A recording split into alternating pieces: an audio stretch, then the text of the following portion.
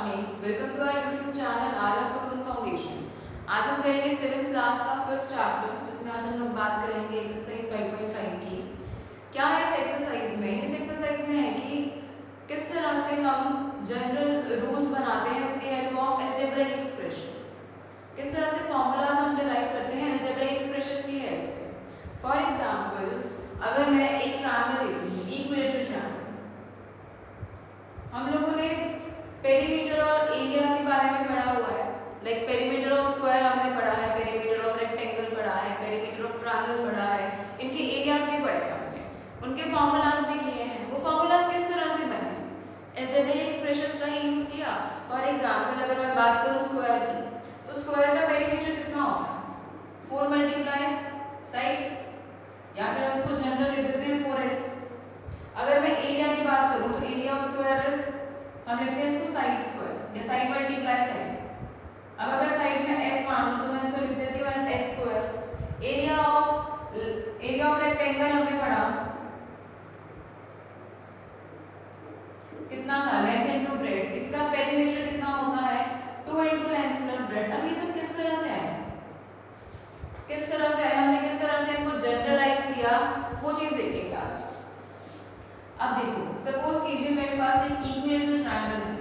Equilateral triangle means a triangle in which all 3 sides are equal, right. अब देखो, अगर तीनों की साइड्स इक्वल है, तो अगर मेरी ये साइड L है तो ये साइड भी L हुई और ये साइड भी L हुई। अब पेरीमीटर होता क्या है? पेरीमीटर होता है मेरा basically the length of boundary of a figure.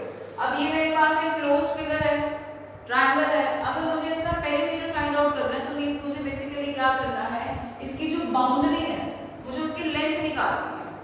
अब देखो, इसकी बाउंड्री की लेंथ, सपोज कीजिए मैंने यहाँ से स्टार्ट किया, this side plus this side plus this side, तो ये टोटल लेंथ आ गई बाउंड्री की, आ गई। अब देखो, ये साइड ऐड करेंगे, ये साइड, मतलब तीनों साइड्स को जब मैं ऐड करूंगी तभी तो मेरे पास इसकी बाउंड्री की लेंथ आएगी, और यही होता है पेरीमीटर। अब देखो, साइड्स कितनी हैं? 3, तो पेरीमीटर कितना बना? L plus L plus L। अब देखो, L plus L plus L, ये क्या है? वेरिएबल है। मींस अगर मैं इक्विलेटरल ट्रायंगल ड्रॉ कर रही हूँ तो यहाँ पर L की वैल्यू कुछ भी हो सकती है ना। हो सकता है L की वैल्यू 1 हो, मींस 1 सेंटीमीटर हो तीनों साइड्स, या फिर तीनों की साइड्स 2 सेंटीमीटर हो सकता है तीनों साइड्स 3 हो, 5 हो, 8 हो, 10 हो, 12, कुछ भी हो सकती हैं, बट तीनों क्या होंगी? इक्वल होंगी। अब देखो, तो जनरल, मैंने इन जनरल उनको L मान लिया। अब देखो पेरीमीटर क्या होगा? L plus L plus L। अब तीनों ही जो टर्म्स हैं मेरे पास, ये लाइक टर्म्स हैं, मींस जो मैंने वेरिएबल यूज किया वो वेरिएबल सेम है, और वेरिएबल का एक्सपोनेंट मींस उसकी पावर भी सेम है, तो it means these are like terms. और अगर लाइक टर्म्स है तो लाइक टर्म्स में ऐड हो जाती हैं। अब देखो, L plus L plus L, ये तीनों L ऐड हो जाएंगे। अब L के आगे कुछ नहीं है, मींस क्या है? 1, सो 1 प्लस 1 प्लस 1 कितना हो गया? 3L। तो means perimeter of an equilateral triangle is equal to 3L। यही अगर मैं बात करूं स्क्वायर की, अब स्क्वायर में क्या होता है? 4 की 4 साइड्स इक्वल होती हैं।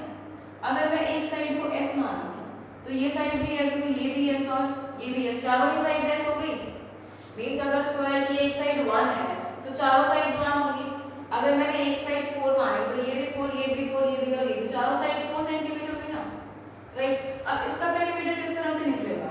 सम ऑफ ऑल 4 साइड्स, इन चारों साइड्स को अगर मैं ऐड करूंगी तो पेरीमीटर आ जाएगा स्क्वायर का, means side plus side plus side plus side. Again like terms है, लाइक टर्म्स है मींस वेरिएबल्स की सेम है और वेरिएबल की पावर भी सेम है, तो ऐड हो जाएंगे। कितने टाइम्स ऐसे है? 4 टाइम्स, तो कितना आ गया पेरीमीटर? 4s। यही अगर मैं बात करूं पेंटागन की, pentagon means 5 sided figure. Regular pentagon क्या होगा? रेगुलर पेंटागन मींस जिसकी सभी की सभी साइड्स इक्वल होंगी। अगर मैं बात करती रेगुलर हेक्सागन की, तो means hexagon means 6 sides and regular hexagon means all 6 sides are equal. ये अगर मैं बात कर रही हूँ पेंटागन की, तो पेंटागन मींस 5 साइड्स और regular pentagon means all 5 sides are equal. अब हम यहाँ पे बात कर रहे हैं रेगुलर पेंटागन की। अब रेगुलर पेंटागन में अगर एक साइड मेरी S है तो सभी साइड्स S होंगी, 5 की 5 साइड्स, तो इसका पेरीमीटर क्या बनेगा? सम ऑफ ऑल 5 साइड्स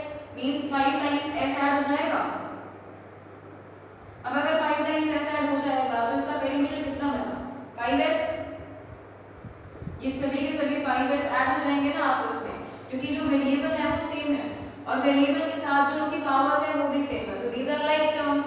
तो इन सबको ऐड किया तो कितना आंसर आया 5s।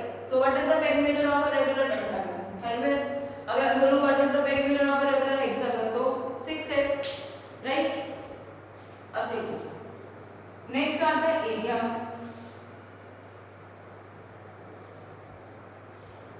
एरिया से पहले हम रेक्टेंगल देखते हैं। अब देखिए रेक्टेंगल में क्या होता है, अपोजिट साइड्स आर इक्वल।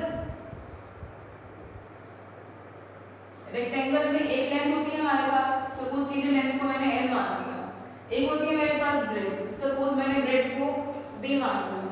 अब देखो अपोजिट साइड्स इक्वल होती है, मींस अगर ये लेंथ है तो ये भी लेंथ इक्वल होगी, मींस अगर ये लेंथ मेरी 4 सेंटीमीटर है तो ये लेंथ भी 4 होगी, तो अगर ये है तो ये भी है, सेम है ना।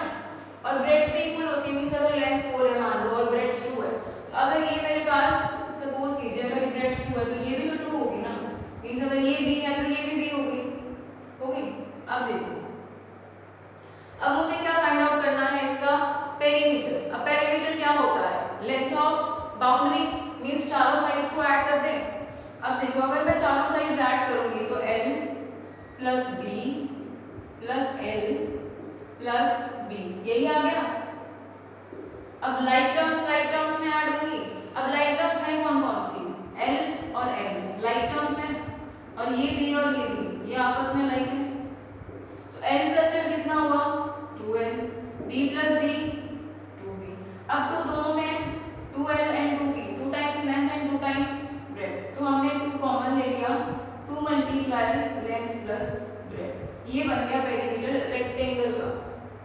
इस तरह से हमने अलजेब्रिक एक्सप्रेशन का यूज किया और इसके पेरीमीटर का फॉर्मूला डिराइव किया, राइट। कि अगर एक साइड मेरी l है और एक साइड b है रेक्टेंगल की, तो अगर ये लेंथ है तो ये भी l होगी, अगर ये b है तो ये भी b होगी।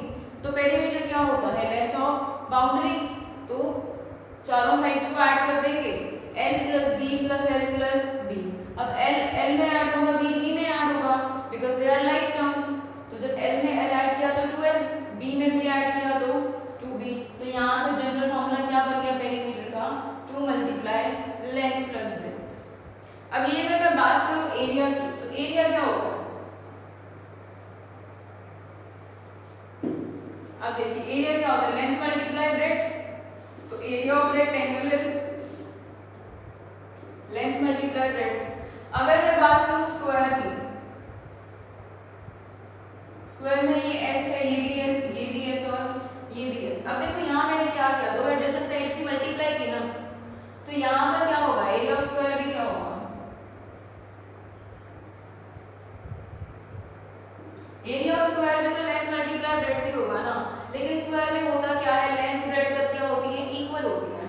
तो यहाँ से क्या बन गया, area of square side multiply side. अब side multiply side means side raise to the power 2, जैसे हमने एक्सपोनेंट वाले चैप्टर में किया था। s और s दोनों वेरिएबल सेम है, मल्टीप्लाई हो रहे हैं, तो पावर्स क्या होंगी, ऐड हो जाएंगी। तो s multiply s means s raise to the power 2, right. अब देखिए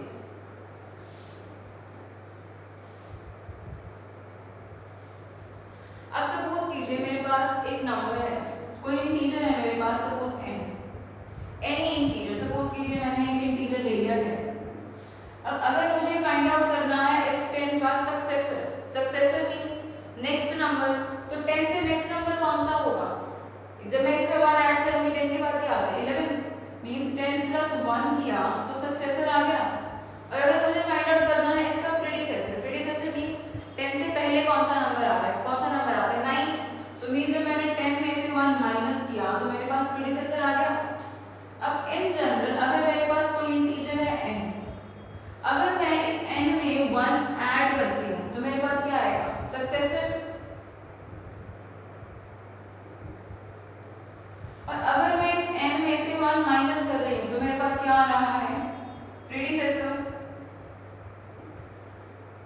यही आ रहा है ना। तो हमारे पास यहाँ से भी क्या बन गया, एक जनरलाइज्ड फॉर्मूला बन गया क्या, कि अगर कोई इंटीजर है मेरे पास n, तो उसका सक्सेसर होगा n प्लस 1 और उसका प्रीडिसेसर क्या होगा n माइनस 1। मींस अगर मैं उस नंबर में 1 ऐड कर रही हूँ तो मुझे सक्सेसर मिल रहा है, और अगर मैं 1 माइनस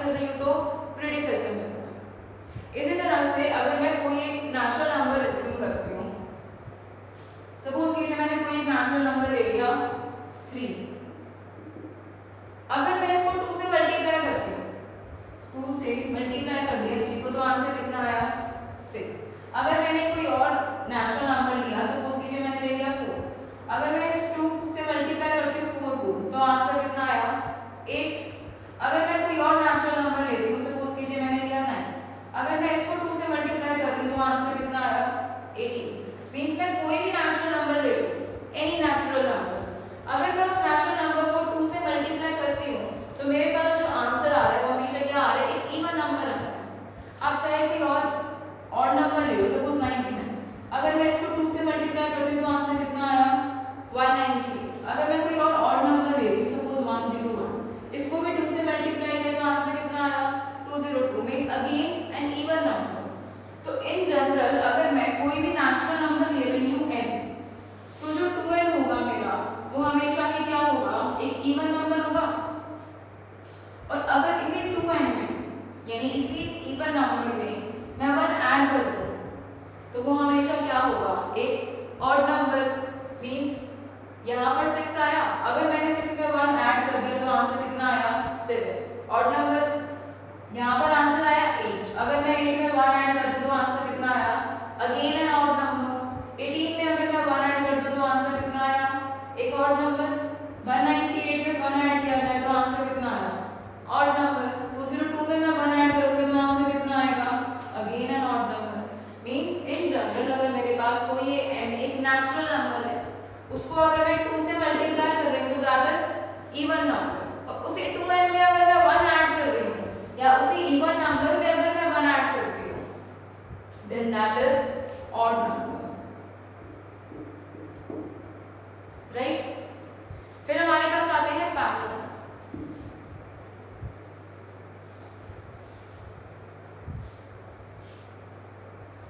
सपोज कीजिए with the help of matchstick, जो माचिस की तीली होती है उसकी हेल्प से आपने बनाया एक स्क्वायर। इस तरह से 4 मैथ स्टिक्स रखी और एक स्क्वायर बना दिया। अब इसी तरह से एक स्क्वायर तो बन गया, इसी के साथ आपने और मैथ स्टिक्स रखी और 2 स्क्वायर्स बना दिए, 2 बन गए। अब सपोज करो आपने 3 स्क्वायर्स बना दिए, ये 2 तो बने ही हुए थे और आपने 3 बना दिए, मींस इस तरह से अगेन एक फिगर बन गई। सपोज कीजिए 3 के 4 बना दिए,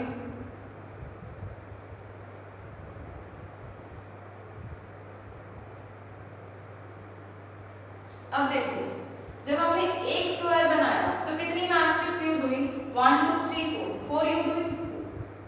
अब जब मैंने 2 स्क्वायर्स बनाए तो कितनी यूज हुई, 4 तो ये थी, 5 6 एंड 7 यूज हुई। अब अगर मैंने 3 स्क्वायर्स बनाए तो कितनी यूज हुई, देखो 2 में कितनी यूज हो रही थी, 7 8 9 एंड 10, तो 10 यूज हुई। 4 में कितनी हुई, देखो यहाँ तक कितनी यूज हो रही थी, 10 11 12 एंड 13, यहाँ पर 13 यूज हुई। अब देखो क्या 4 7 10 13 इनसे कुछ एक जनरल फॉर्मूला बन रहा है। अगर मेरे पास नंबर्स इस तरह से आते, सपोज 3 6 12 9 12 15 इस तरह से आते, तो देखो ये साफ पता लग रहा है ना कि 3 की टेबल बन रही है।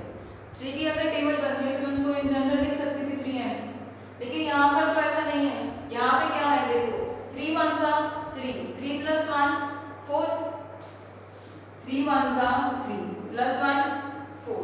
अब ये कितना है, 3 2 जा 6, 6 + 1 7, मींस 3 को 2 से मल्टीप्लाई करके 1 ऐड किया, इसमें 3 को 3 से मल्टीप्लाई करके 1 ऐड किया और इसमें 3 को 4 से मल्टीप्लाई करके 1 ऐड किया।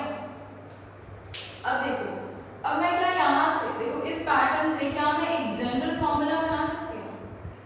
देखो जो 3 है, 3 सभी के साथ मल्टीप्लाई हो रहा है तो 3 तो कांस्टेंट है और 1 भी सभी में ऐड हो रहा है तो 1 ऐड ये भी कांस्टेंट है। चेंज क्या हो रहा है, देखो जब एक स्क्वायर बनाया तो यहाँ पे हमने 3 को किससे मल्टीप्लाई किया, 1 से। जब मैंने 2 स्क्वायर्स बनाया तो यहाँ 3 को किससे मल्टीप्लाई किया, 2 से। जब मैंने 3 स्क्वायर्स बनाया तो 3 को किससे मल्टीप्लाई किया, 3 से। जब मैंने 4 स्क्वायर्स बनाया तो 3 को किससे मल्टीप्लाई किया, 4 से। तो मींस जितने स्क्वायर्स बन रहे हैं यहाँ पर 3 का जो मल्टीपल है उसकी वैल्यू उस हिसाब से चेंज हो रही है, तो मींस ये वेरिएबल अज्यूम करना पड़ेगा मुझे। तो सपोज कीजिए मैंने वो वेरिएबल n अज्यूम कर लिया, तो मतलब कितनी number of math sticks use हो रही है, 3n + 1। अब सपोज करो मुझसे इन जनरल कोई पूछ ले कि इस तरह से मुझे स्क्वायर्स बनाने हैं और मुझे बनाने हैं 8 स्क्वायर्स। अब 8 स्क्वायर्स बनाने के लिए मुझे कितनी मैथ स्टिक्स चाहिए, तो यहाँ पर n की जगह 8 पुट कर दो, 3 × 8 + 1, 8 3 = 24, 24 + 1 is 25, मींस अगर मुझे इस तरह से 8 स्क्वायर्स बनाने हैं तो कितनी मैस्टिक्स यूज होंगी? 25 यूज होंगी, राइट। अब इसी तरह से हमारे क्वेश्चंस हैं,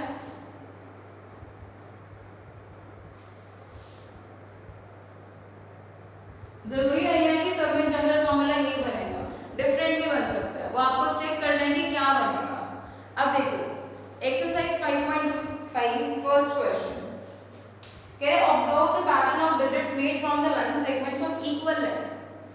अगेन डिजिट्स बनाई हुई है और डिजिट में जो आप ये पैटर्न बना हुआ है डिजिट्स का, आपको ये बताना है कि उसमें कितनी लाइन सेगमेंट्स यूज हुई हैं ऑफ इक्वल लेंथ। देखो यहाँ पर उन्होंने बनाया लाइन,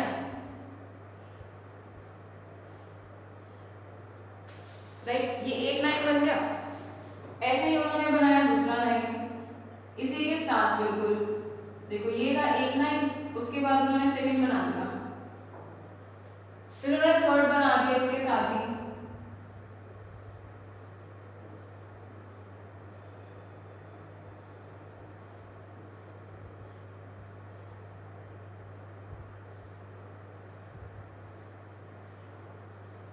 अब देखो, अब काउंट करो कि कितनी लाइन सेगमेंट्स यूज हुई। जब मैंने फर्स्ट लाइन बनाया तो कितनी लाइन सेगमेंट्स यूज हुई हैं? 1 2 3 4 5 एंड 6 यूज हुई। इसमें कितनी यूज हुई? 1 2 3 4 5 6 7 8 9 10 11। इसमें कितनी यूज हुई? देखो 2 9 तक तो 11 यूज होगी, 12 13 14 15 16 यूज होगी। अब देखो क्या यहाँ पे कुछ पैटर्न ऑब्जर्व कर पा रहे हो आप? देखो पहले सबसे पहले यूज हुई 6, फिर यूज हुई 11 लाइन सेगमेंट्स, फिर कितनी यूज हुई 16। अब देखो कितने का गैप आ रहा है, 6 और 11 में कितने का गैप है? 5 का। 11 और 16 में कितने का गैप है? 5 का। लेकिन ये 5 के मल्टीपल्स तो नहीं है, राइट। अब देखो 5 1 जा 5, 5 प्लस 1 6, 5 2 जा 10, 10 प्लस 1 11, 5 3 जा 15, 15 प्लस 1 16। तो इस तरह से एक पैटर्न बन रहा है। तो क्या मैं जनरलाइज कर सकती हूँ इसको? जनरलाइज करके आपको क्वेश्चन में दिया भी हुआ है इसका पैटर्न। क्या बना? देखो this is 5 multiply 1 plus 1, this is 5 multiply 2 plus 1, this is 5 multiply 3 plus 1। अब देखो 5 तो सभी से मल्टीप्लाई हो रहा है, तो 5 तो कांस्टेंट है और 1 भी सभी में ऐड हो रहा है, तो ये चीज भी कांस्टेंट है। चेंज क्या हो रहा है? 5 के साथ जिस डिजिट को हम मल्टीप्लाई कर रहे हैं वो नंबर चेंज हो रहा है। अब अगर मैंने एक 9 बनाया तो 5 के साथ क्या मल्टीप्लाई किया? 1। अगर 2 9 बनाया तो 5 किसके साथ मल्टीप्लाई हुआ? 2 के साथ। अगर 3 9 बनाया तो 5 किसके साथ मल्टीप्लाई हुआ? 3 के साथ। तो मींस जितने नंबर ऑफ लाइंस बन रहे हैं उतने ही बार जो 5 का मल्टीपल है वो चेंज हो रहा है। तो वेरिएबल क्या होगा? वो 5 का मल्टीपल ना। सो यहाँ पर क्या आएगा? n। तो वेरिएबल यही हुआ। तो हमारे पास जनरल क्या बना? 5n plus 1। अब इस क्वेश्चन में उसने बोला क्या है? वो ये कह रहे हैं कि बताओ how many line segments are required to form 10 digits of the type. अब इसी तरह से मान लो मुझे 10 डिजिट्स बनानी है। जब मैंने 1 बनाई तो यहाँ पे n की वैल्यू कितनी हुई? 1। जब मैंने 2 डिजिट्स बनाई तो n की वैल्यू कितनी हुई? 2। अगर मैंने 3 डिजिट्स बनाई तो n की वैल्यू कितनी हुई? 3। अब उसने पूछा है कि 10 बनानी है, तो अब n की वैल्यू कितनी है? 10। तो कितने डिजिट्स यूज, तो कितने लाइन सेगमेंट्स यूज होंगे? 5 मल्टीप्लाई 10 प्लस 1, 5 10 जा 50, 50 प्लस 1 दैट इज 51। ऐसे ही उसने पूछा है बी पार्ट में 20। ऐसे ही आपको 20 फिगर्स बनानी है। तो अब n की वैल्यू कितनी हो गई? 20। तो यहाँ पर n की जगह क्या पुट करेंगे? 20।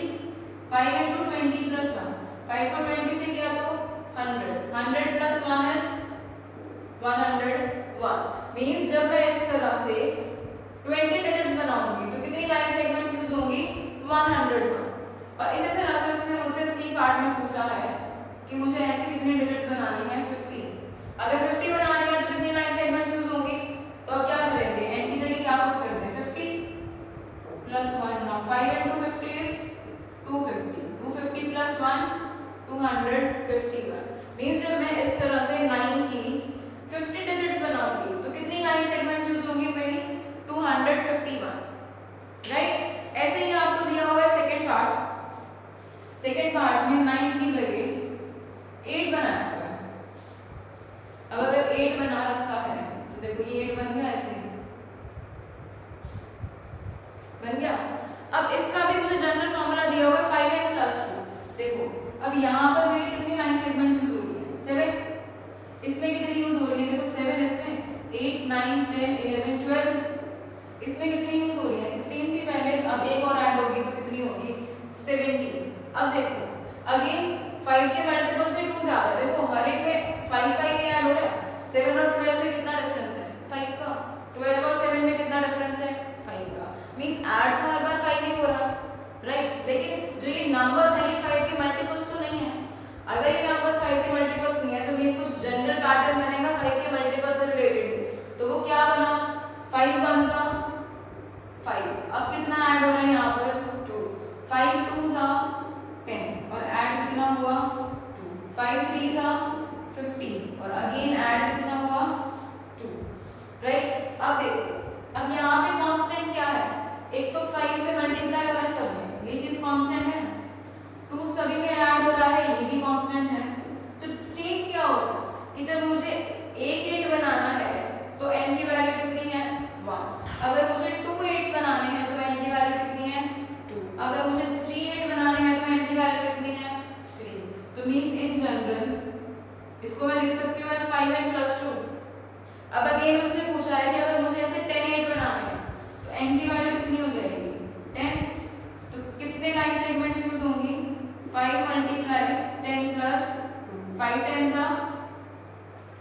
50 + 2 कितना आ गया, 52। अब अगर ऐसे ही मुझे 20 डिजिट्स बनानी है तो कितनी यूज होंगी लाइन सेगमेंट्स, n की जगह 20, 5 × 20 100, 100 + 2 दैट इज 102। सिमिलरली अगर मुझे बनानी है ऐसे 50 डिजिट्स तो कितनी वैल्यू होगी n की, 50। और कितनी लाइन सेगमेंट्स यूज होंगी, 250 + 2 दैट इज 250, राइट। ऐसे ही इसका थर्ड पार्ट वो आप लोग ट्राई करोगे। नेक्स्ट देखिए question number 2, can you complete the following table of patterns. Patterns दिए हुए आपको इसी तरह से, जनरल फॉर्मूला दिया हुआ है, आपको सिर्फ n की वैल्यू पुट करनी है और आपको आंसर निकालना है। देखो जैसे मुझे दिया हुआ है फर्स्ट में, फर्स्ट पार्ट इज 2n, ये मुझे दे रखी है यहाँ पर एक्सप्रेशंस और मुझे फाइंड आउट करनी है टर्म्स। कौन कौन सी term, first term, second, third, 10th, 20th and 50th। अब जब एक्सप्रेशन है मेरी 2n तो उन्होंने मुझे दिया हुआ फर्स्ट टर्म है 2, सेकेंड है 4, थर्ड है 6, मुझे निकालनी है 10th 20th and 50th term. तो मींस क्या करना है मुझे, बेसिकली n की जगह क्या पुट करना है, 10th टर्म में मैं क्या पुट करूंगी, n की जगह 10।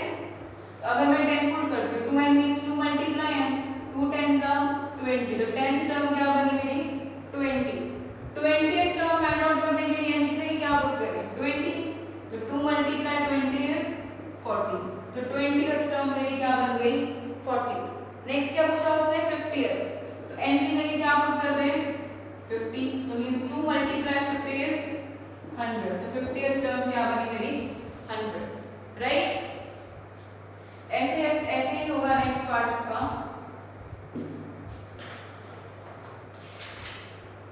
Next is 3n-1। अब 3n-1 में फर्स्ट टर्म मुझे दे रखी है 2, सेकेंड थर्ड नहीं दी हुई, 10th दे रखी है मुझे 29 और 50th दे रखी है 149। अब मुझे कौन कौन सी टर्म्स फाइंड आउट करनी है इसमें, सेकेंड, थर्ड एंड 20th। तो मतलब मुझे बेसिकली क्या करना है, n की जगह 2 पुट करना है, n की जगह 3 पुट करना है और n की जगह क्या पुट करना है, 20 और वैल्यूज फाइंड आउट करनी है। अब देखो व्हेन n is 2, अगर मुझे सेकंड टर्म फाइंड आउट करनी है तो n की जगह 2 आएगा, यहाँ 2 पुट कर दूँ, 3 × 2 -1, 3 2s are 6, 6 - 1 is 5, तो सेकंड टर्म क्या आ गई मेरी 5 आ गई। Next is third term find out करने के लिए n की जगह 3, now 3n-1 means 3 × 3 - 1, 3 3s are 9, 9 - 1 is 8, तो थर्ड टर्म कौन सी आ गई 8। फिर क्या फाइंड आउट करना है मुझे, 20th टर्म मींस n की जगह 20, तो 3 × 20 3 multiplied 20 is 60. 60 minus 1 is 59. Right, ऐसे ही हो गए इसके बाकी के पार्ट्स। बिल्कुल इजी है, कुछ नहीं करना आपको, सिर्फ n की जगह वही वैल्यूज पुट करनी है जो वैल्यूज आपको फाइंड आउट करनी है। So this was your chapter number 5।